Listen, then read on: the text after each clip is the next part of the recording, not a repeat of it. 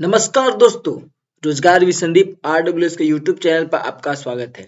तो आज की वीडियो में बात करने वाले हैं हम कि आपको जो है जाति आपको कैसे अप्लाई करना है। ऑनलाइन स्टेप बाय स्टेप आपको जो है फॉर्म फिलअप करके दिखाने वाला है कि आपको जब आप जाति ऑनलाइन करने जाते हैं तो आपको है किस तरह से आपको जो है जाति को आपको बनाना है, उसके बारे में स्टेप बाय स्टेप आपको बनाने वाले हैं। तो सबसे पहले आपको क्या करना है कि serviceonline.bihar.gov.in आपको जो है गूगल में आपको इसको सर्च करना है। तो जैसे ही आप सर्च किए तो इस तरह से आपको वेबसाइट दिखेगा, तो इस तरह से आप वेबसाइट पर आ जाएगा। तो उसके बाद आपको जो है यहाँ पे समान प्रशासनिक अधिकार के सेवाओं पे आप आइएगा। उसके बाद आपको यहाँ पे अगर आप जो है जैसे में आपको यहाँ पे देखने के लिए मिल जाएगा सामान्य प्रशासनिक विभाग, इस पे आपको क्लिक करना है। जैसे ही आप इस पर क्लिक करेगा तो आपको जो है इस तरह से आवासीय प्रमाण पत्र निर्गमन दिखाएगा, जाति प्रमाण पत्र निर्गमन दिखाई देगा और आय प्रमाण पत्र निर्गमन दिखाई देगा। जो भी आप बनवाना चाहते हैं तो सबसे पहले हम आज बता देते हैं आपको कि आपको जाति प्रमाण पत्र निर्गमन यानी कि आपको जाति बनाने के लिए बताते हैं। तो सबसे पहले आप जाति प्रमाण निर्गमन पर आप क्लिक करेगा। तो जैसे आप इस पर क्लिक करेगा तो आपको जो है अंचल स्तर दिखाई देगा, अनुमंडल स्तर दिखाई देगा और जिला स्तर दिखाई देगा। तो सबसे पहले जो है अंचल स्तर यानी कि आपको ब्लॉक लेवल से बनता है, तो सबसे पहले आपको अंचल स्तर पर आपको क्लिक कर देना है। तो अंचल स्तर पर आप जैसे ही क्लिक करिएगा वैसे ही आपको जो है इस तरह से आपको वेबसाइट आपको खुल जाएगा। तो यहाँ पे आपको दिखाई देगा, लिंक दिखाई देगा।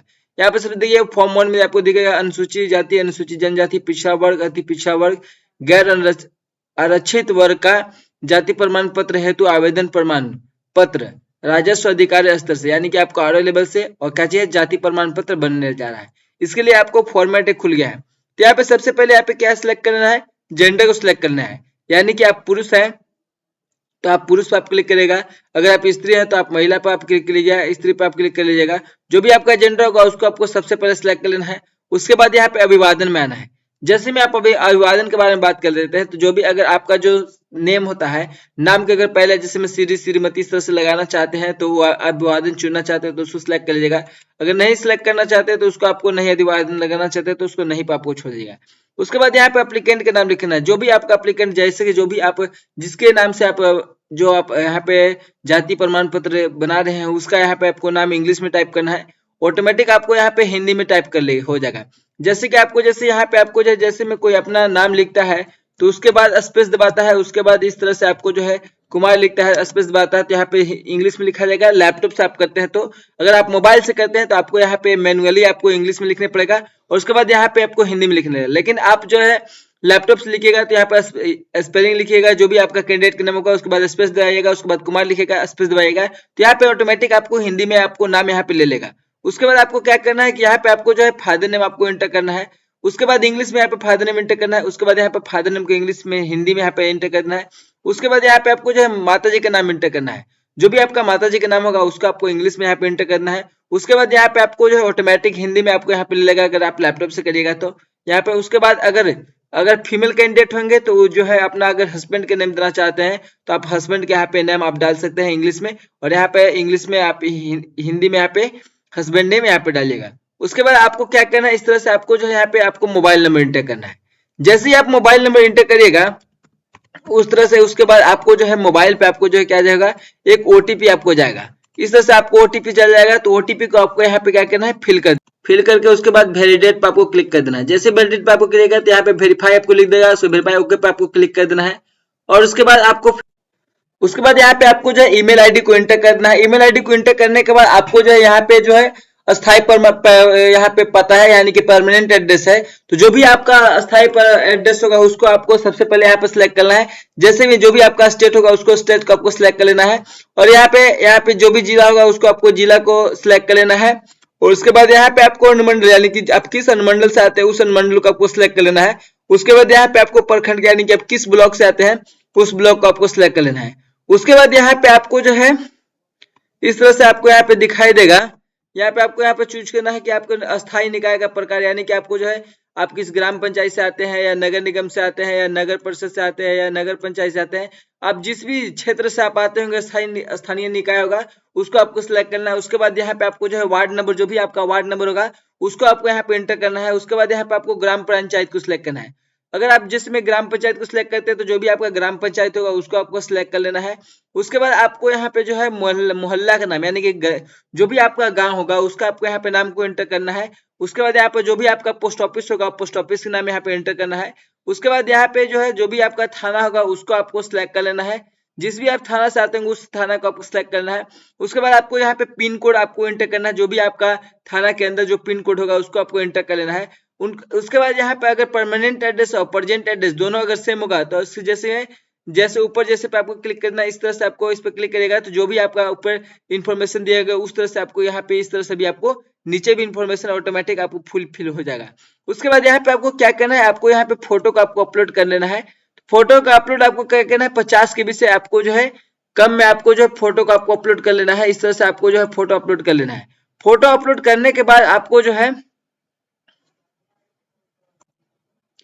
फोटो को आपको अपलोड करने के बाद यहाँ पे आपको इस तरह से आपको दिखाई देगा, यहाँ पे क्या पेशा दिखाई देगा कि आपका जो है पेशा यानी कि प्रोफेशन क्या है। आप जैसे में आपका अगर छात्र होंगे तो छात्र पर आप सिलेक्ट कर लीजिएगा। अगर आपका सरकारी सेवा से आप सरकारी सेवा में होंगे तो सरकारी सेवा आप करिए, निजी क्षेत्र से होंगे तो निजी क्षेत्र आपको से जो भी आपका मतलब पेशा होगा उसको आपको जो भी मतलब कि आप काम कर रहे होंगे उससे, जिसमें आपका बिजनेस होगा तो बिजनेस आप सिलेक्ट करिएगा, जिसमें आप किसान होंगे तो किसान को सिलेक्ट करिएगा। अगर हाउस आप यानी कि आपको गृहिणी है कि घर में आप रहते होंगे, घर में काम करते हो तो आप गृहिणी पर सेलेक्ट कीजिएगा। अगर किसी तरह की इस तरह का आपको जो भी आपका अन्य होंगे तो अन्य पर आपको सेलेक्ट करना है। तो जो भी आपका जो होगा प्रोफेशन उसको आपको सिलेक्ट करना है।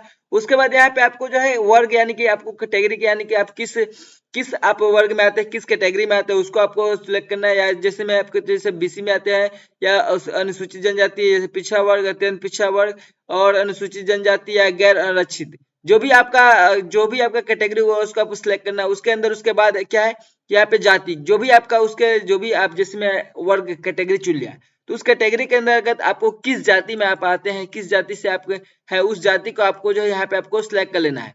उस जाति को आपको सिलेक्ट करने के बाद यहाँ पे आपको इससे ऑटोमेटिक आपको जाति अनुक्रमांक यहाँ पे ऑटोमेटिक आपको ले लेगा। उसके बाद उपजाति यहाँ पे छोड़ देना है, ऐसे ही आपको उपजाति को नहीं सिलेक्ट करना है, उपजाति का अनुक्रम इसे छोड़ देना है।